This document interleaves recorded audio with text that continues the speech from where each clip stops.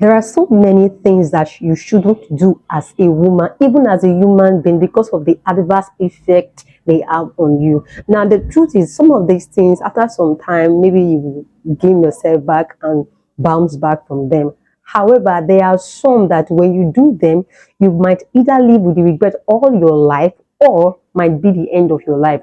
Two of those things is what I'll be sharing with you today. The first one, if you do it, maybe you might have to live with it all your life, or sometimes you might, after some time, bounce back, but it has a kind of a lasting print in your life. The second one, if care is not taken, might be scary, might be the end of you. Now, without wasting much time, let's dive right in.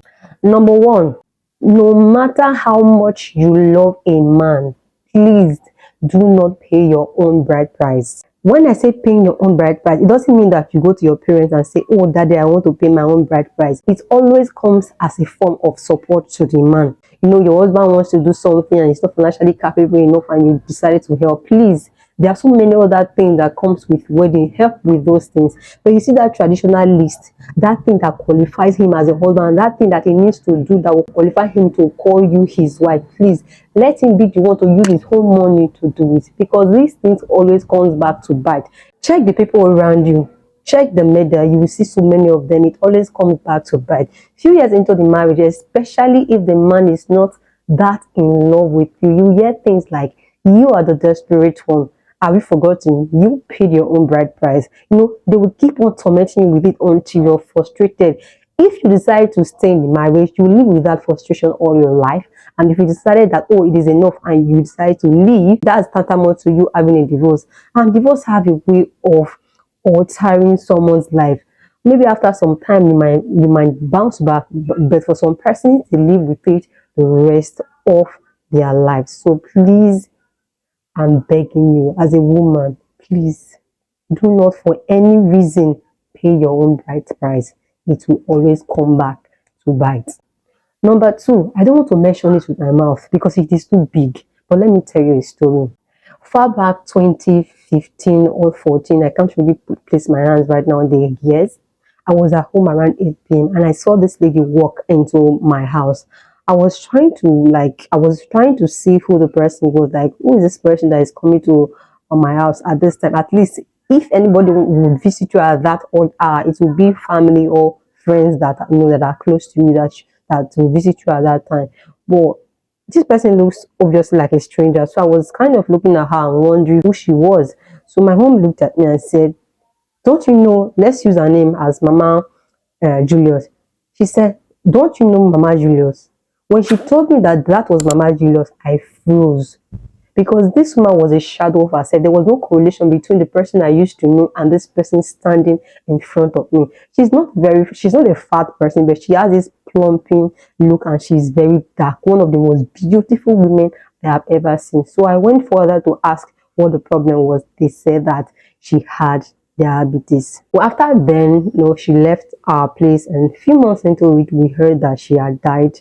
We mourned her and we moved on. Now, before she died, there was this man that she was dating. My mom said she didn't like that man, that the man was always acting too possessive, like anywhere she is, where are you, where are you? She always calls. Now, how do I know this man? Because of this his calling attitude, where sometimes he even looks for the woman to her place. Now, as at when I know this man was always looking sick, like very sick. But when this woman was sick, this man automatically became fresh. So at that time, I was kind of wondering how come this man is suddenly okay while this woman is battling with this illness? Well, she died and we moved on. This was, I think, 9, 10 years ago. However, a few days ago, we started talking about this lady again, and I was like, so this lady is really gone, that beautiful woman. And my mommy made a comment. She said that she contributed to her death. I told her, I said, Mommy, diabetes can kill anyone. She said she knows diabetes can kill anyone, but it was something that she did that could have also prompted that thing to happen, because she was so dried. As at when I saw her, she was looking older than my grandmother that died at the age of 82. That should tell you the way that thing dried her. Now, back to what I was saying. So my mom said that she contributed to what led to her death. I was like, okay, what is it that she did that you keep on talking about? She said that The man that she was dating then had a wife. Now, when the wife died, I don't know if they were dating before the wife died, or she met the man after the wife died. But from what my mom told me, this woman, when this man's wife died, she took money from her purse. She took her own money to buy coffin that they use in burying that woman. When I heard that, I cringed. I felt uncomfortable. There are some things that don't just seem right that we shouldn't do. They have spiritual implications. Do you think the woman that died is happy that someone else is coming to take over her home that she has built over the years? I figured that the woman was part of the people that dragged her, because what her diabetes did to her was sort of very intense and severe. Now, I'm not disputing the fact that diabetes could not kill. Is diabetes real? Yes. Can diabetes kill? Yes. But what she did, can it also be a reason why she died like that? Very possible. Some of you might feel like, okay, I'm being sarcastic, or I'm talking maybe out of point, but it is something that immediately I heard, it felt so uncomfortable. It felt so wrong to do. It felt so wrong to do. So I felt that I should come out to share it. Please do not, for any reason. I know you want to help the spouse, especially if they lost their own spouse. I know you want to help someone if they lost their spouse. Please let the person be the one to take care of the burial, whatever. Please don't go and be buying coffin to bury a person's spouse. The person's spouse is not happy that they left. In fact, this one should apply to both men and women.